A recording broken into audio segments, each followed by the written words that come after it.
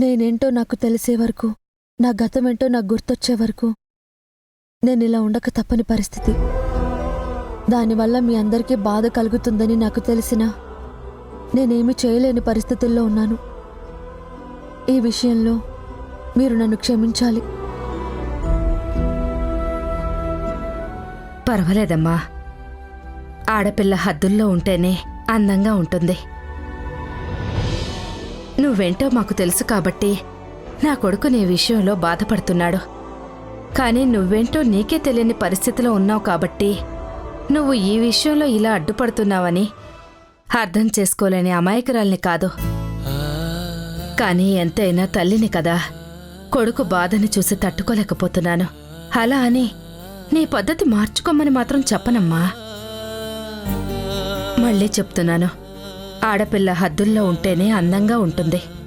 నీ గతం పూర్తిగా నీకు గుర్తొచ్చే వరకు నువ్వు ఎలా ఉన్నా మేము దాన్ని భరించటానికి సిద్ధంగా ఉన్నాము.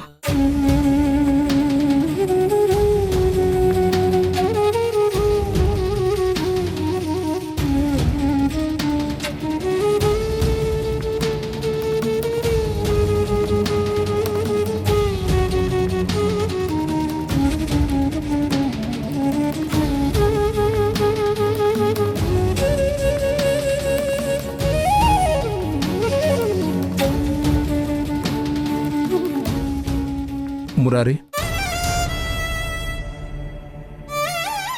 నీ బాధ నేను అర్థం చేసుకోగలను. కానీ పరిస్థితి ఏంటో అర్థం కావడం లేదు.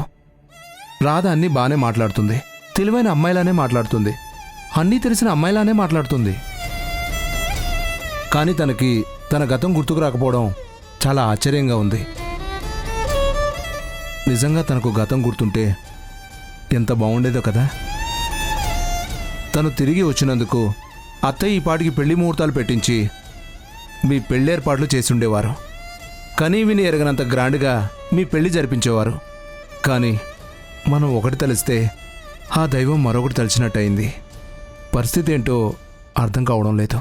నేను అదే ఆలోచిస్తున్నాను బావా. గతం గుర్తు చేయడానికి ఎన్నో ప్రయత్నాలు చేస్తున్నాను, కానీ ఎక్కడా ప్రయోజనం కనిపించడం లేదు. నా ప్రతి ప్రయత్నం విఫలమవుతుంది. అసలు తనకి గతం గుర్తొస్తుందా, ఎప్పటికీ ఇలాగే ఉండిపోతుందా అని ఒక్కోసారి భయం వేస్తుంది. ఈ మాటను బయటికి చెప్పలేకపోతున్నాను, నా మనసులో దాచుకోలేకపోతున్నాను. నేను మనసారా ప్రేమించిన మనిషి నా కళ్ల ముందే ఉన్నా తను నన్ను గుర్తుపట్టలేని పరిస్థితిలో ఉండడం ఎంత నరకమో అనుభవిస్తున్న నాకే తెలుస్తుంది బావా. ఇవాళ కాకపోతే రేపైనా ఈ పరిస్థితి మారుతుంది. మళ్ళీ నా రాధ తన గతాన్ని గుర్తు చేసుకుంటుంది, మా ప్రేమని నా ముందు కురిపిస్తుందని ఎంతో ఆశతో ఎదురుచూస్తున్నాను. రోజులు గడుస్తున్న కొద్దీ నిరాశ మిగులుతుంది. నా ఆశ నెరవేరుతుందన్న ఆశ ఎక్కడ కనిపించట్లేదు బావా. మురారి, నీకన్నీ తెలుసు. అయినా సరే ఒక మాట చెప్తున్నాను, నువ్వెంతో ధైర్యవంతుడివే. ఒక ఊరు మొత్తానికి సమస్య వచ్చినా ఆ ఊరికి నేనున్నాను అని నిలబడే అంత ధైర్యం ఉన్న వ్యక్తివి. ఈ కుటుంబం అండగా ఉంది అన్న ఒకే ఒక్క ధైర్యంతో ఊరంతా గుండెల మీద చేయి వేసుకొని హాయిగా నిద్రపోతున్నారు. ఈ ఊరికి బలం నువ్వు. అలాంటి నువ్వు ఇంత బలహీనంగా మాట్లాడుతుంటే నాకు చాలా ఆశ్చర్యంగా ఉంది. నీ ప్రేమ నీతో ఇలా మాట్లాడిస్తుందని నేను అర్థం చేసుకోగలను. మనస్ఫూర్తిగా ప్రేమించిన మనిషి పరాయి వ్యక్తిలా చూస్తుంటే అది మనిషిని ఎంత బాధ పెడుతుందో మనసున్న మనిషిగా నేను అర్థం చేసుకోగలను. కానీ దిగులు పడితే నీకు బాధే మిగులుతుంది, మనసులో లేనిపోని బెంగ పెరుగుతుంది. అది ఎవరికీ మంచిది కాదు. నువ్వు నిజాయితీగా ప్రేమించావు. మీరిద్దరూ మనస్ఫూర్తిగా ఒకరికొకరు మనసిచ్చి పుచ్చుకున్నారు. ఎలాంటి స్వార్థం లేని నిజమైన ప్రేమకి ఎప్పుడూ విజయమే ఉంటుంది తప్ప పరాజయం ఉండదు. ధైర్యాన్ని కోల్పోకు. తప్పకుండా రాధకి గతం గుర్తొస్తుంది. ఆ నమ్మకం నాకుంది.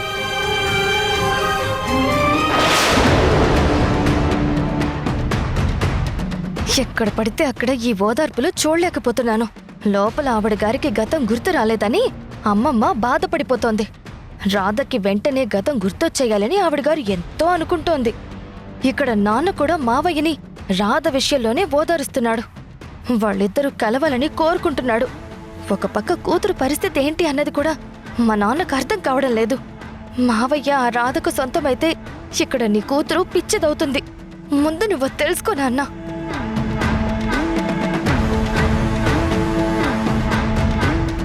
మావయ్య, నువ్విలా బాధపడుతూ ఉంటే ఈ ఇంట్లో ఎవరూ తట్టుకోలేరు. మరీ ముఖ్యంగా నేను అస్సలే తట్టుకోలేను. నీకు బాధ ఉంది, నేను కాదన్ను. కానీ దానికి పరిష్కారం.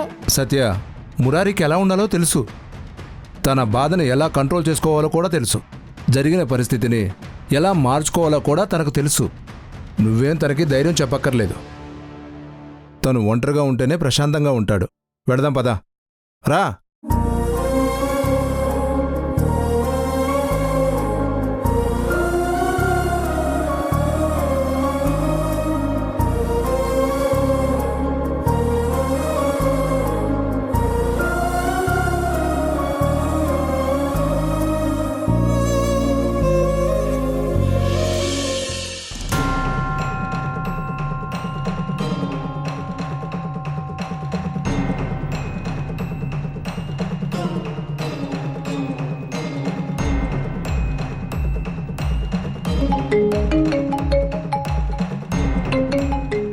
ఎవరు ఊర్మిళ?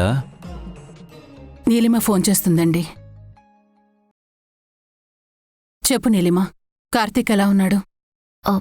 ఎలా ఉంటాడా అంటే ఎన్ని రోజులు ఇక్కడున్నా బాధగానే ఉంటాడు. తన బాధని చూస్తూ నేను కూడా ఇక్కడ ఉండలేకపోతున్నానండి. కార్తీక్ మొహంలో నవ్వు చూసి ఎన్ని రోజులైందో. నేను మాట్లాడుతుంటే మాట్లాడటం లేదు.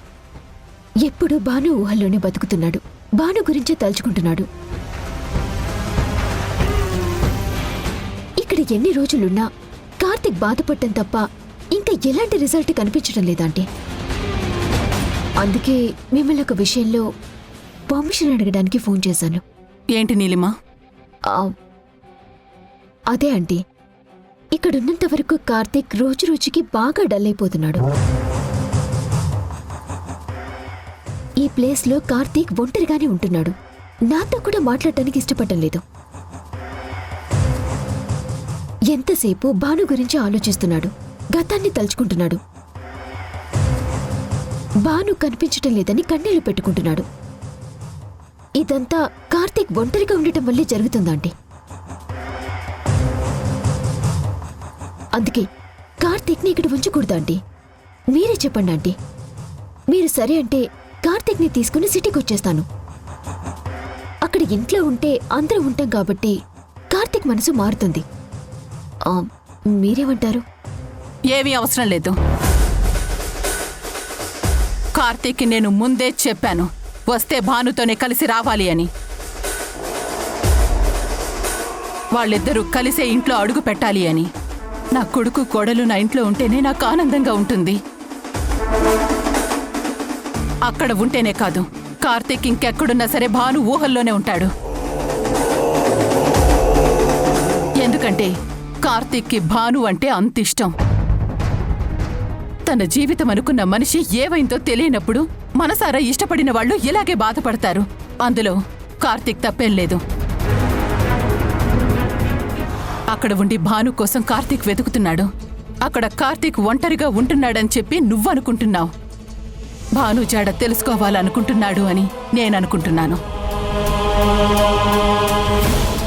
అందుకే వస్తే కార్తీక్ భానుతోనే రావాలి.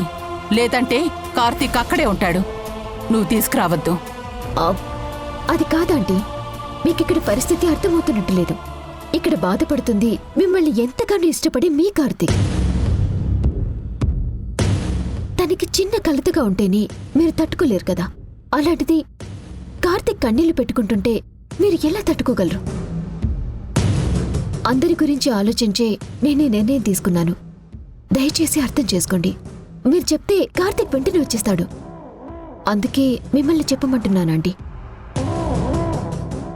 నీలిమా, నువ్వేం మాట్లాడుతున్నావో నాకు అర్థమైంది.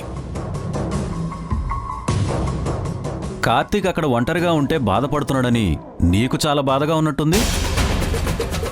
నువ్వు ఆ బాధ చూడలేకపోతే నువ్వు వచ్చేసాయి. కార్తీక్ మాత్రం అక్కడే ఉంటాడు.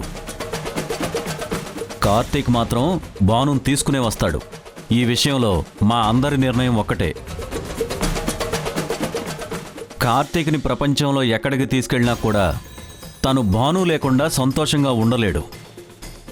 భాను విషయంలో బాధపడుతూనే ఉంటాడు.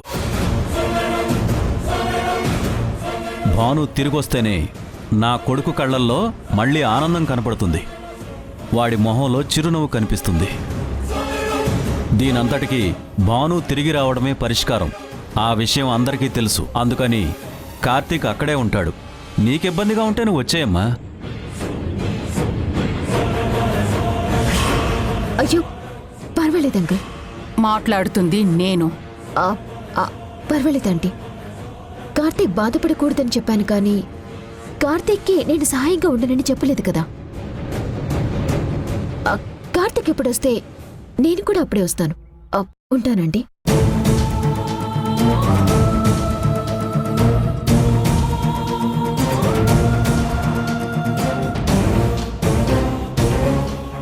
కార్తీక్ కార్తీక్ ఆగు. ఆ బాటిల్ ఇవ్వు. నీలిమా ప్లీజ్ ఆ బాటిల్. నేను బయటికి వెళ్ళాలి నీలిమా. నువ్వు ఎక్కడికి వెళ్తున్నావో నాకు తెలుసు కార్తీక్. భాను గురించి వెతకడానికి వెళ్తున్నావు. తను కనిపించట్లేదని తాగుతూ తిరుగుతున్నావు. ఇవి రెండు కరెక్ట్ కాదు కార్తీక్. ప్లీజ్ నువ్విలా మాత్రం చేయొద్దు. నువ్విలా తాగి పడిపోతుంటే నేను తట్టుకోలేను కార్తీక్. నీలిమా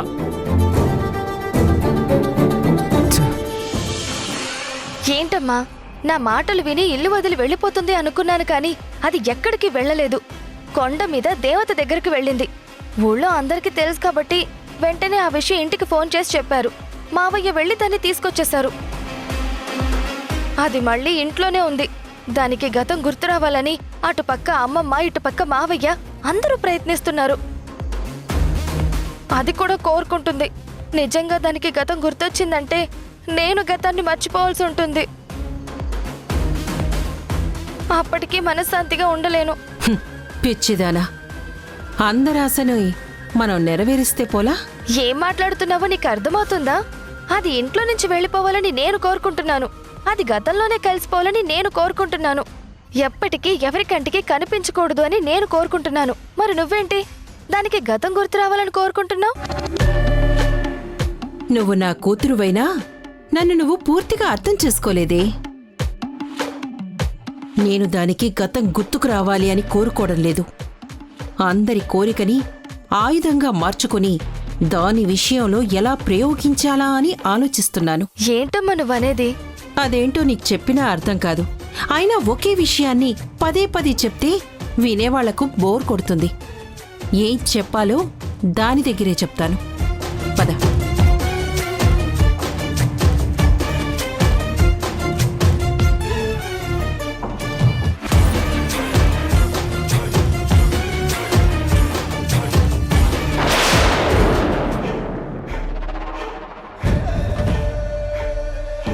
ఏంటమ్మా రాధా, ఇంకా టాబ్లెట్స్ వేసుకోలేదా?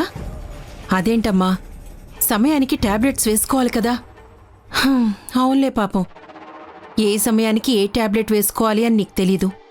అసలే గతం గుర్తులేని దానివి, భవిష్యత్ ఏంటో తెలియక ఆలోచిస్తున్న దానివి. ఇవన్నీ ఎక్కడ ఆలోచిస్తావు? కానీ నువ్విలా ఉంటే నా తమ్ముడు తట్టుకోలేడమ్మా. వాడెంత బాధపడతాడో చెప్పు. నువ్వు నార్మల్ అవ్వాలని, మళ్ళీ ఇంట్లో సంతోషంగా ఉండాలని, మీరిద్దరూ కలిసి ఉండాలని కోరుకుంటున్నాడు.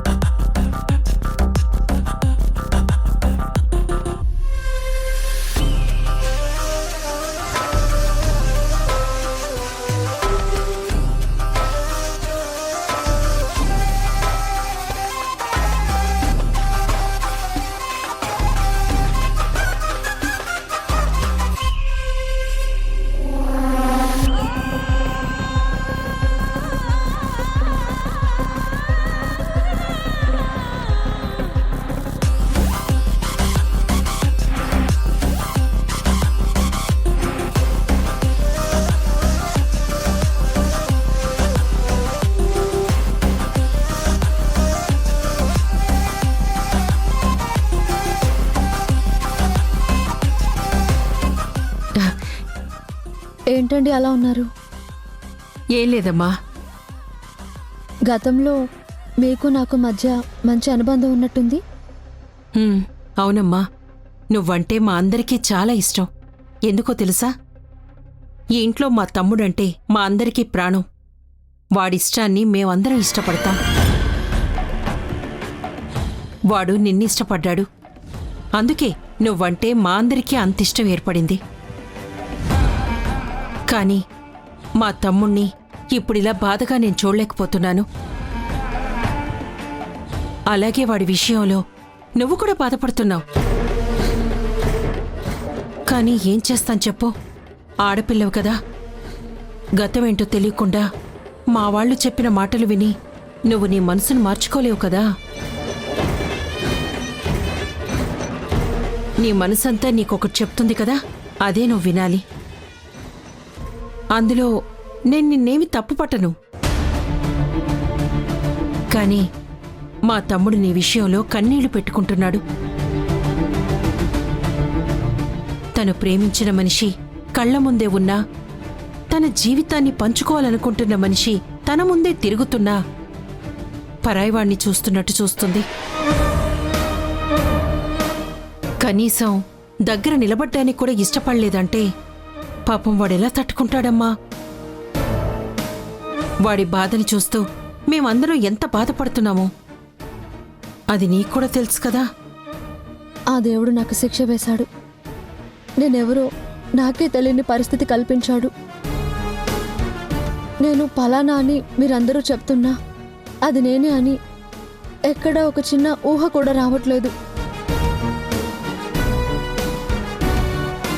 మరి నేనెవరో అని తెలుసుకోకుండా, నేనేంటి అన్నది తెలియకుండా ఎలా ఉండాలో నాకు అర్థం కావడం లేదు.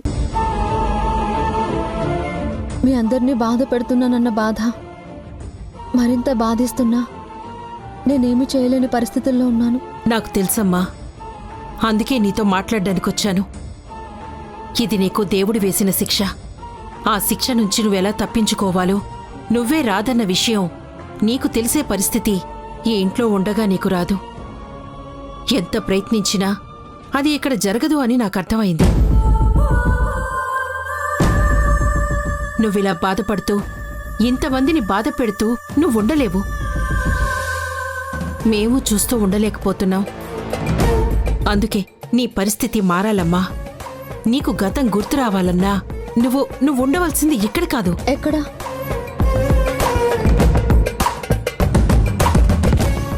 చెప్తానమ్మా. ఒకప్పుడు నువ్వు మా తమ్ముడితో ఈ ఇంటికొచ్చావు. ఈ ఊర్లో నువ్వు చాలా తక్కువ రోజులే ఉన్నావు. ఇక్కడ పరిసరాలవి నీకు పూర్తిగా అలవాటు అవ్వలేదు. అందుకే ఎంత ప్రయత్నిస్తున్నా ఇక్కడ నీకు గతం గుర్తుకు రావడం లేదు. కాని నువ్వు బాల్యంలో రామభద్రపురం అనే ఊర్లో ఉండేదానివట. నువ్వు ఒక అనాథవి. అక్కడికి దగ్గరగా ఉన్న ఒక అనాథాశ్రమంలో నువ్వు పెరిగావు. నీ బాల్యం మొత్తం అక్కడే గడిచింది. అక్కడే పెరిగి పెద్దదానివయ్యావు. ఎలాంటి వాళ్లకైనా తన బాల్యంలో ఉన్న పరిస్థితుల దగ్గరికి వెళ్తే ఖచ్చితంగా గతం గుర్తుకొస్తుంది. నువ్వక్కడికి వెళ్ళి ప్రయత్నిస్తే ప్రతిఫలం దక్కుతుందేమో అని నాకు అనిపించింది. అలా అని నిన్ను ఇంట్లోంచి వెళ్ళిపోమంటున్నానని కాదు. నీకు గతం గుర్తొస్తే నువ్వు బావుంటావు, ఈ ఇల్లు బావుంటుంది, అందరం సంతోషంగా ఉంటామని చెప్తున్నాను. నాకనిపించింది నేను నీకు చెప్పానమ్మా. ఆ తర్వాత నీ ఇష్టం. ఇందులో నా బలవంతం ఏం లేదు. నువ్వే ఆలోచించుకో. పత్ సత్య, గుడ్ నైట్.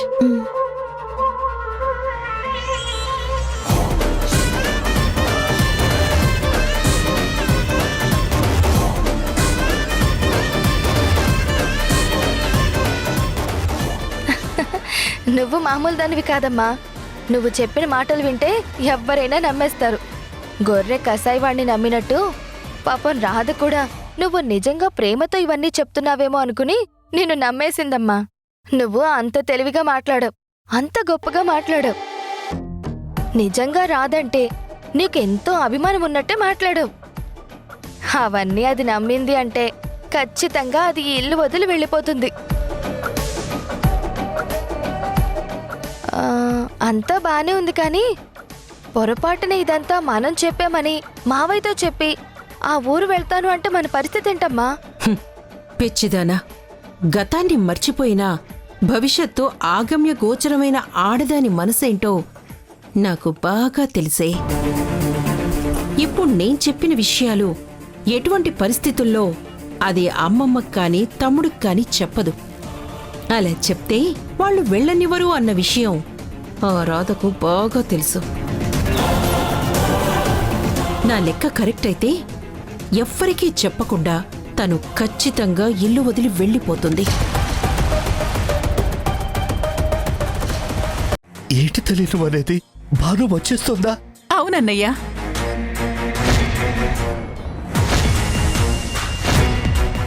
కార్తిక్ నీలిమ ఇప్పుడు అక్కడికి వెళ్తున్నారు. ఇక భాను మన ఇంటికి వచ్చేసినట్టే అన్నయ్య. నా కోడలు నా ఇంటికి వచ్చేస్తుంది. నా ఇంటి మహాలక్ష్మి నా ఇంటికి వచ్చేస్తుంది.